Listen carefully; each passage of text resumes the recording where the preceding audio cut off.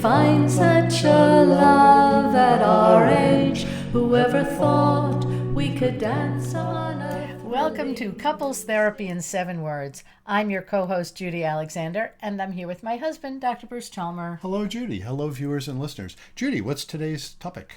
Spaghetti on the Wall, an interview with Kristan Swan. And we just finished that interview. What a great title, Spaghetti on the Wall. I know, You're I just going to know. have to watch it to find out what that refers to. And it's not just about cooking pasta. No, it's not. What can we say? Yeah, she was talking all about the works that she does. She's worked with business clients, but more recently, it's much more about actually helping people discover really important things about themselves. I won't spoil it. You go watch the interview. And Yeah. people will see. Meantime, hey, buy our books, you know what? We and people who have seen us, or whether or not you've seen us, you can go find our books. If you go to our website ctn7.com, you'll find information about us. If you go to my website brucechalmer.com, you'll find all sorts of information about my books. I do want to put in a particular plug for people to try out my stability and intimacy assessment beta test. Okay.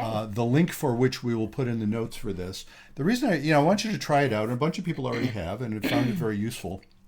I'm writing another book. I'm not giving away its title yet, although I think we have it picked. But I am writing another book that's kind of centered around those concepts of stability and intimacy, and which has been kind of central to how I work for a long time. Right. So we will get to that. But let's get on with the interview, and we'll see you on the other side. Our guest today is Kristan Swan. After a career in landscape design, Kristan became a business coach, working with clients to help them avoid some of the pitfalls that professional service business owners often encounter. Kristan's book, Spaghetti on the Wall, is a journal that prompts the reader to understand their own patterns of behavior so as to help them make better decisions. She has also developed a workshop called Discovering Your Spiritual Autobiography. Kristan, welcome to Couples Therapy in 7 Words. Oh, thank you so much. This is really a pleasure to be here, and I'm excited for our conversation. Well, we're delighted to have you. So we always like to start off with our guests asking, how did you get into the work you do? Tell us about your own journey. Oh gosh, I have had such a twisty turny journey, and because That rhymes. I like that. I like I that. Turny. and I really am, I joke that I'm an experiential learner, right? I've got to do something in order for it to sink in. And usually I have to do it a couple of times because, it's once usually isn't enough. Don't And we all? I know. And I really, I'm very much a yes person. I'm very curious. Sometimes I say yes and I don't really know what I've gotten myself into. And so that has also led me into different positions. But I think that ultimately the work that I do now it is so meaningful to me because I feel like for the first time being, 57, I'm doing work that I have chosen and selected to do. Mhm. So much of my previous work life and even landscape design, which I loved and did for many, many years, but it wasn't really something, it was something that other people told me I was good at. And Mm. so I I was like, oh, okay. And they asked me to do it, and I really didn't have an intention of making a business out of it, but it was, first it was neighbors and friends and family noticing what I had done in my own space and saying, "Oh, could you come over and do that for me?" And for a while there, I did it for free, or people would give me a gift certificate or a fruit basket or something. And at a certain point, I was like, well, I guess I'm going to make a business out of this. And I was always super entrepreneurial as a kid. I was the kid who was going around the neighborhood, and knowing my neighbors were going to go on vacation. Hey, do you want me to grab your mail or water your plants? Or so I part of, I think, part of who I am, both because of how I grew up, and then also I think probably just who I am generally, is I so much of my work career has been about kind of seeing a need and essentially trying to figure out if I have a way that I can provide a solution or right. So it's been, and then also people are so important to me. When I was working for other businesses, I never was that person who had a kind of a clear trajectory in my mind of, oh, I want to be the manager of this or the Mm. CEO of that, right? It so much of what I realized after, working for a while is that the people I work with, that is really one of the most important parts of the job to me. Mm-hmm.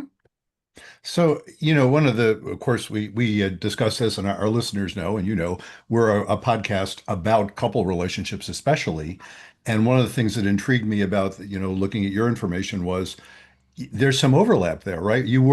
Mostly you work with business clients. Is that why don't you tell us about like what do you do with your clients, and then how does that kind of overlap with the stuff that we think about in terms of couple relationships?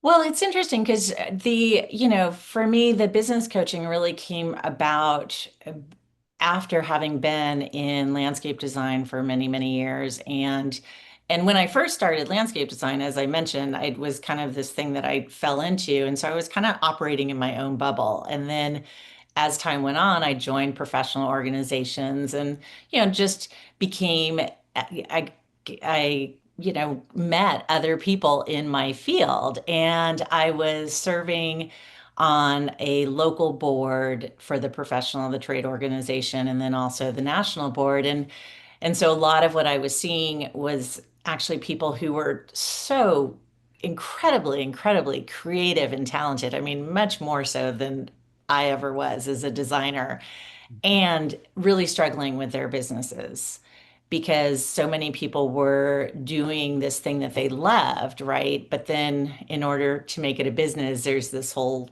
businessy part of it, right? That Right. also needs your attention. So again, I kind of saw this need and I was like, oh gosh, I can be I at that point I realized my interest is really in helping people achieve the success that they want. And that was true whether it was my landscape clients, which a lot of times I was working with couples. So that was always really interesting, right? Is You mean they recognizing didn't always agree necessarily? I'm shocked. they didn't always agree and and also particularly with doing residential design work, you're at somebody's home. So Mhm. you are in their personal space. You are in a lot of times in what is their most valuable asset, right? I mean, so Right. you've got money, you've got privacy, you've got, if there's, if it's a couple, you've got, kind of maybe competing needs or requests. And so, that was very interesting just as, you think of being a designer, you're just kind of bringing all these beautiful ideas that it's like, oh gosh, no, you are client care and client management is a big part of that. And so, I mean, a lot of times it's so I mean, you know this better than I do, I'm sure that communication, 70% of it, right, is that about the number is nonverbal. Mhm. So, Yeah, I never know how they come up with those numbers, but yeah, but it sure is a lot of it, isn't it? a lot of it, right. Yes. I think we could agree that there's Yeah. a lot that's being said with just body language Hmm. and what's not being said, right? Hmm. Mm-hmm. I How like to write about well, I've talked with folks about closed captioning. It's yes. like if you turn on the closed captioning, you see all that stuff. That if you don't turn it on, you don't see. And there's a lot of that's where most of the important emotional stuff is happening. Oh Yeah. my gosh, that's perfect. Yeah. I love that. And that's gonna stay with me. Thank you for Mhm. that. So I already I think, was aware of kind of how those couple dynamics come into play, particularly in a professional setting, right? And so, and one of the big things I had to do when I was on the design side of things and couples were my clients, I oftentimes I had to ask, ultimately I needed one person who could make the decision, Hmm. right? Hmm.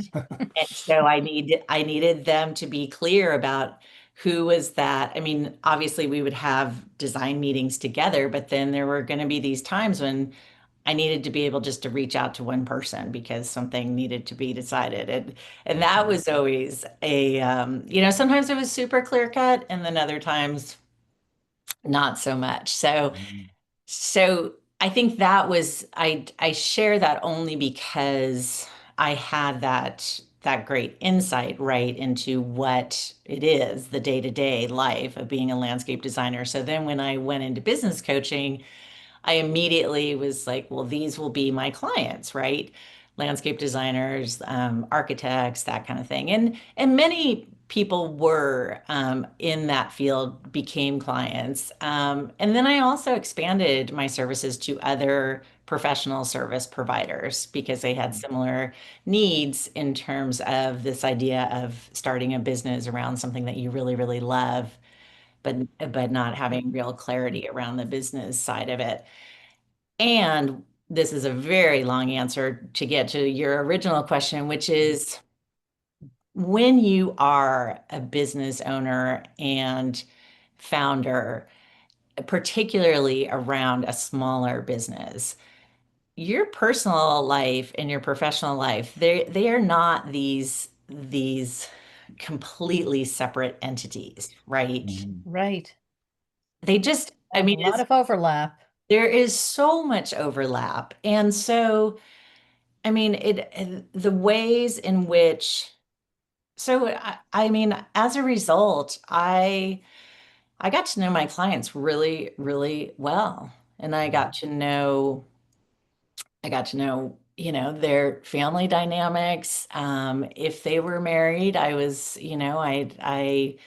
that was always, I mean, I knew about their partners and I mean, everything from how much time they were spending on their businesses, was an important conversation as it related to their partners and their families. Again, when you're talking about money and partnership, that can be, Can open a whole new can of worms, can't it? oh, right. That could Oh yeah, how be, much you're putting at risk and how much that affects, the Yeah, yes. marriage, that's the right. partnership. Yeah. Yes. Yeah. And, I mean, I think what is interesting for me when I think about and then also in my own life, I like to joke that I'm married to my third best and last husband. And he really is so dear to me.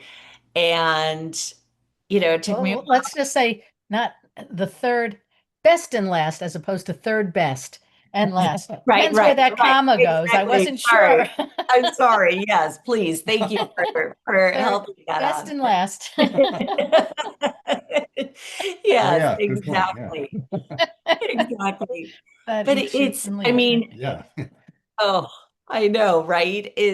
And so the couples that in my personal life that I've observed and really admired are those couples that recognize that you are you are still two individuals, right? And that there is growth and change that happens at a different rate, right? As much as a couple is really committed to one another, that their individual growth may not be in sync. And Right. And you might have one couple that's more risk averse and somebody who's the, riskier one. And how do you deal with yeah, that? Yeah. and a lot of times, especially in my Mm. relationship as a business coach, I mean, certainly people who have their own businesses, typically are a little bit more, adventurous, Oh right? yeah. Yeah. And Yeah, and I've noted in my work, I'm between the two of us, I'm the couples therapist. Judy is a retired educator. So mm, you've worked with all sorts of families and Yes, I. couple dynamics. But yeah, what I've noted a lot in my work over the years is a lot of entrepreneurs are married to people who have the steady job with health insurance, yes. and they scare the hell out of each other sometimes, just Yeah. in terms of that relative tolerance for risk, or what feels important or what feels too scary. It's often very different. Exactly. And also kind of what lights them up, right? I mean, Hmm. the entrepreneur also is, generally likes that kind of that startup energy too, Hmm. right? Which can be, which can be a little bit, can be difficult for someone to understand who is much more comfortable in a more corporate setting. So I feel like certainly, I mean, one of my most dear clients, someone that I worked with for years and years, we ultimately, during our work, they went through a very, just a life-changing divorce after Mm. 30 years of marriage. And that became a big part of what we ended up talking about, Hmm. Hmm. both just in terms of how do you how do you keep your business going when you feel like everything has just fallen, your life has just fallen away from you, right? Yeah. So there was that piece of it, and then there was also a real a whole we needed to kind of talk about, because the whole retirement plan then changed. So there was, Mhm. again, that financial piece. And so, essentially we developed some passive streams of incomes that are meant to grow and eventually, supplement kind of what was the plan was when there was going to be two people together going Mm. forward. Yeah.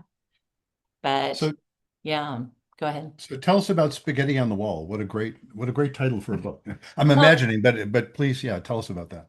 And tell us what well, spaghetti on the wall is before you get into the book. yes, yes. Well, in my family, when we would, uh, my mom is not, she will debate this with me. She's not a great cook. Mm. And so we didn't do a Allowed to say that on a podcast? Gee, I don't know. I know, I We'll know. let you get away with that one. I'm Yes. like, oh gosh, and I have been tell her all the time, you do a lot of other things very, very well. We do not have to do everything well, and you just are not a good cook. So we would, we would kind of have these meals that were assembled, but pasta is something that if you can boil water, right? Yeah, that's what my Right. father always made when my mother was in graduate school on Tuesday nights when she had her late class. We always had pasta. Tuesday night was pasta night. That's why. Yes. Exactly, Yep. right? And in my household, I don't know if this is really, I don't know how this came to be, but it was always very fun, was that you would throw the spaghetti noodle on the ceiling to see if it stuck. And if it stuck, Hmm. it was done. Yeah, I have, You've that. heard the refrigerator, but yeah, Yes, we do right. it in the I've definitely heard refrigerator. that one. Yes, you toss it on. I usually, yeah, refrigerator, or yeah, Wow. because that way it's not going to stain the wall, right? Right. Or you Well, can get it also it's down. much easier to clean, right? I mean, Yes, exactly. those Yes. spaghetti noodles up on the ceiling were a little, we had to get the ladder out and Yeah, then what do you do if they stick? Now you stuck. yeah. And so the whole idea of kind of spaghetti on the wall, when I first did this journal, it was back in I think 2017 or 2018. And I was deep in my coaching practice, I was observing, you're kind of both working with your clients and also observing them at the same time, and really noticing this struggle to kind of recognize their own patterns, right? And so, Hmm. and a lot of times the way that it would in a business environment, it was presenting itself in their decision-making processes. And so I thought to myself, like, what could I do that would be helpful? And I really landed on this idea that if we were able to have kind of develop some sort of habit of discernment, right? A habit of reflection that was specific to getting to know ourselves better, that how much how helpful that could be for my clients. And in a total aside is in the meantime, this was so what I needed, right? Oh, of course. Why does anybody I write mean, anything? I was the one who also had a pattern of decision making that was not benefiting me Hmm. and in many ways creating, issues within my life, personal life and professional life. So here I go, of course, I'm like, oh, this is just for my clients. Until I realize it's also not. It's also for me. Is I put together this little journal and the introduction to it, I share that I was one of the things that my mom would say when I was growing up is, what do you want to do? You can do anything you want. And that's a really, I that came from a very sweet place in her Mhm. heart and was very, very well-meaning and is so not helpful at all because it's kind of lands you, it on the one hand, yes, maybe it kind of opened up the world, but then you also have the paradox of choice, right? I mean, having too many choices is not really Right. can Yeah. be can be worse than having a limited set of choices. But more importantly, it didn't really give the information of how do you do this? Like, how do you even figure out what it is that you want to do? Right. Mm. And so that was the other piece of spaghetti on the wall is, getting really some clarity around who you are, because that is going to help with decision making. That's going to help with communication. That's going to help with just kind of thinking about where you want to go in your life. What a life. So Oh, it's just to clarify, when you say it's a journal, so yes. what I'm imagining, because I haven't seen it, what I'm imagining is I think you say it's a set of prompts, right? It's Yes. basically so what the book is a set of prompts that kind of guide you into asking good questions and thinking Yeah. about stuff that's going to be helpful to think about. Is that? Exactly. So it Mm. it really the setup is that it is asking you to journal, and the way that you start is if you use it as a daily practice or if you use it kind of more as a an assist during kind of specific moments, you journal and you put down kind of just as a non-judgmental observer, right? Mhm. It's as if you were witnessing your own life, right? And if we're Mm. using it on a daily practice, we're going to kind of lay out the facts, so to speak, right? The just what happened in the course of the day.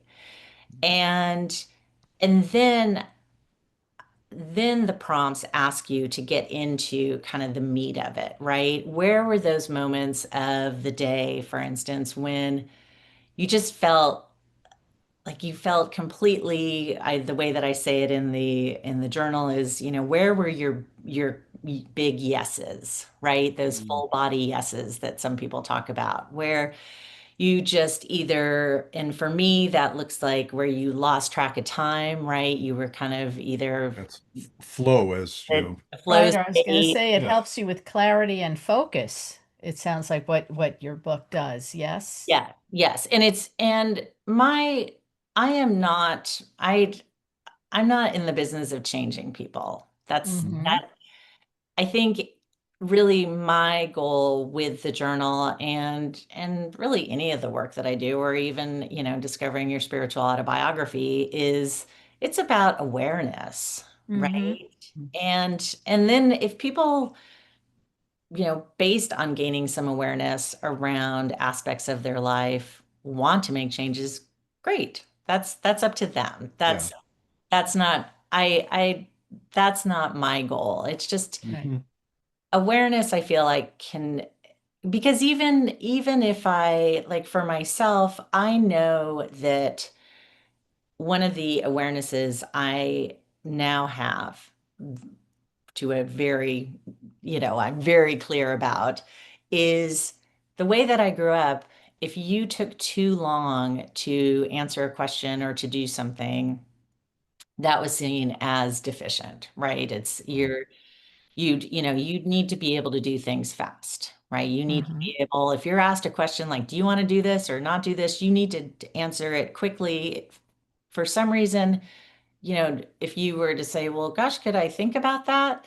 That was like frowned upon, which is so, Yeah. you know, it is. Right. I need an answer now. Why don't not 10 minutes from now? Now. No, it's such an odd concept. And I know that that's how I grew up, and I carried that belief with me and that habit, right, with Hmm. me for so long, which, yes, there were times when, saying yes without thinking, afforded me pretty incredible experiences.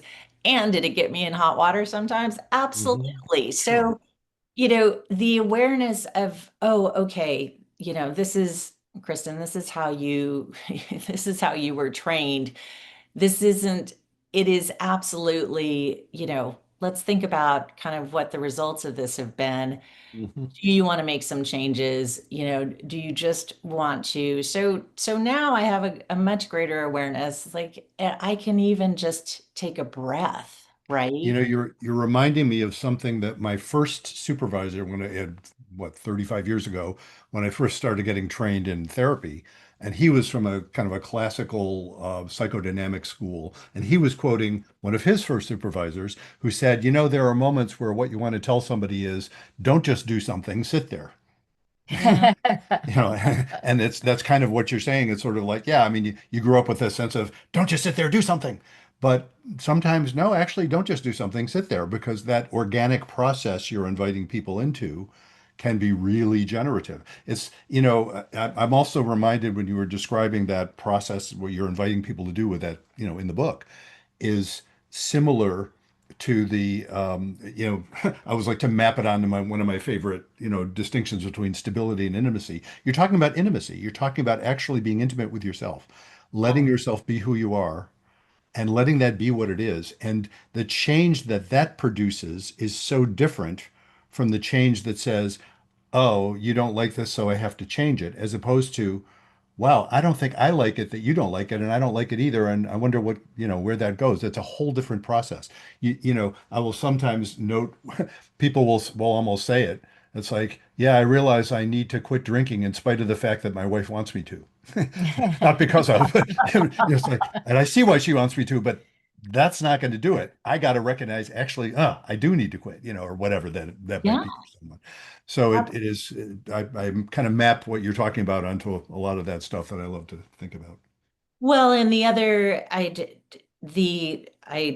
got off on a tangent there. After the part that asks you to reflect on those big yeses of your day, it also asks you to think about what were those moments that, were not really the greatest moments of the day. I think, Hmm. that you felt like, oh, this is not really for me, or not so Hmm. much, right? Yeah.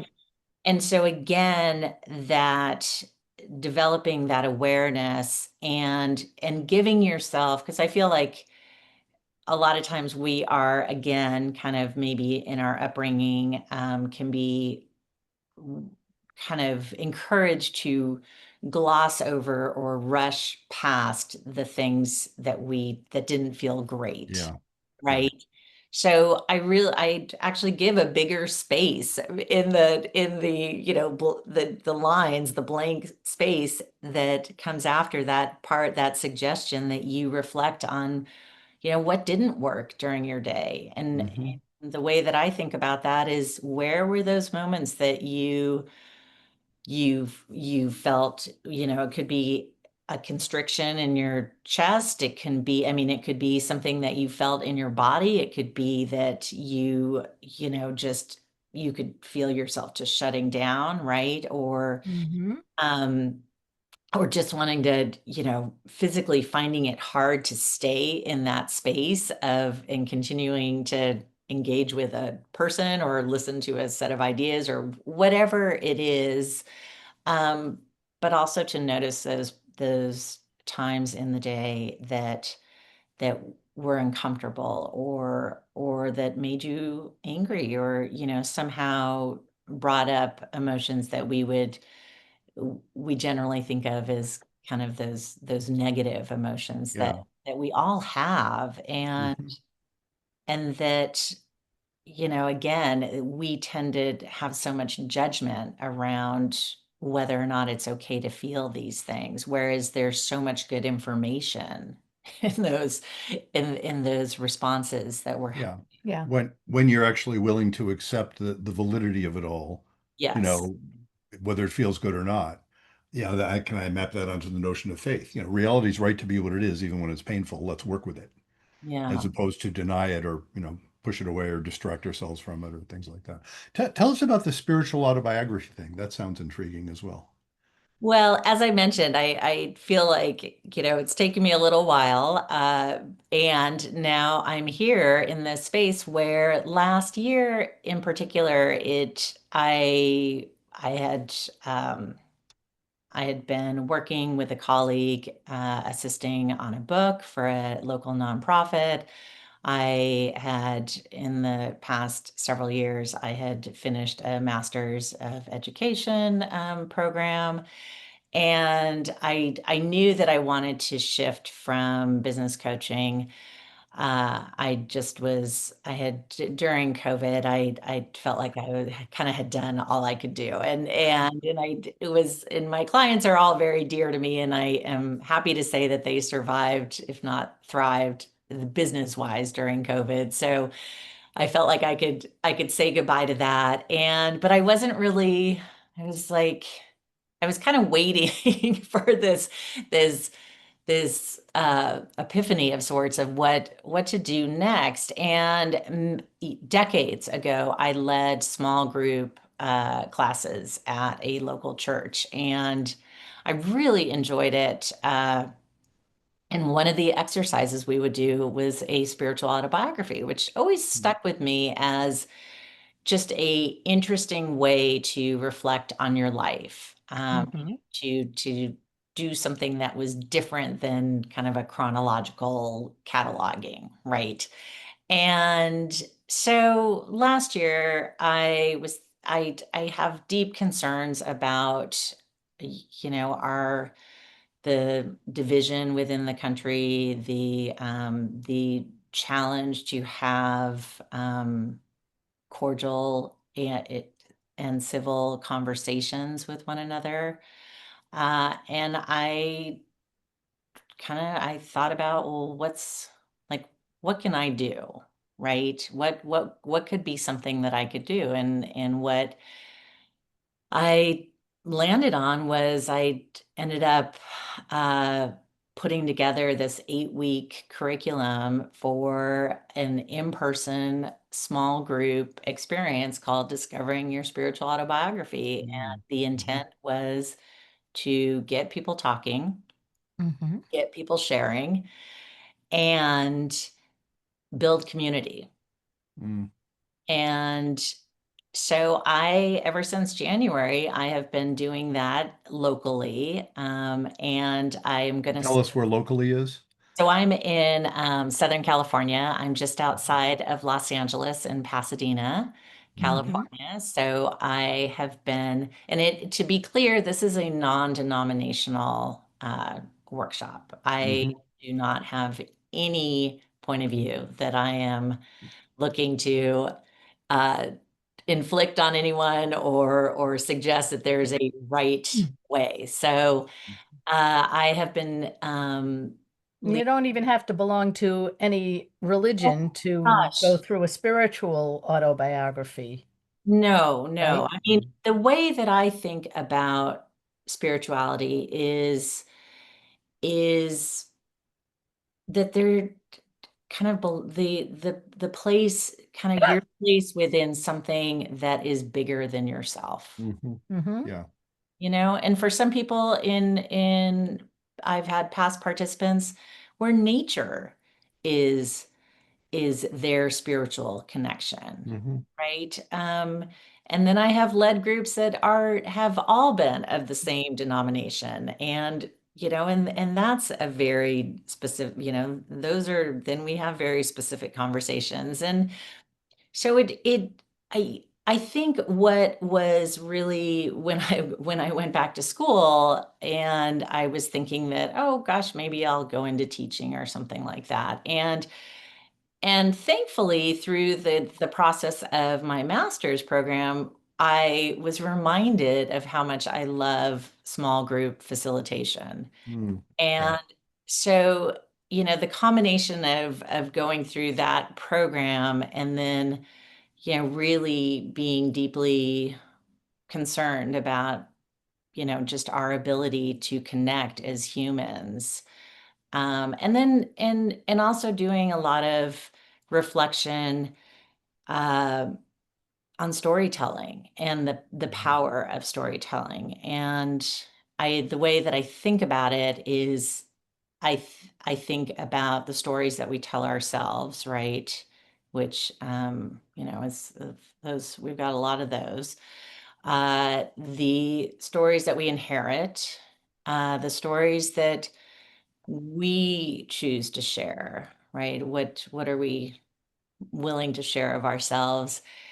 And and while all of these are very valuable and meaningful and great tools for connecting with others and learning from others and learning about ourselves, the other piece of it, and I do believe that this comes through in discovering your spiritual autobiography, is that to not to be careful not to be defined by your stories, Hmm. Yeah. right? That That no we're one story captures all of reality.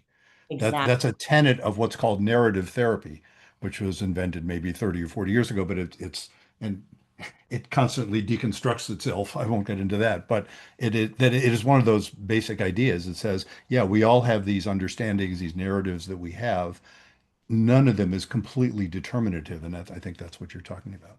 Yeah. And also I find that there's also such hope that is kind of a byproduct essentially, or is woven into this exploration of ourselves through discovering your spiritual autobiography, in the sense of, if we're still here, Hmm. and we're still in our and we still have more stories to to create and to share, and that to me is hopeful.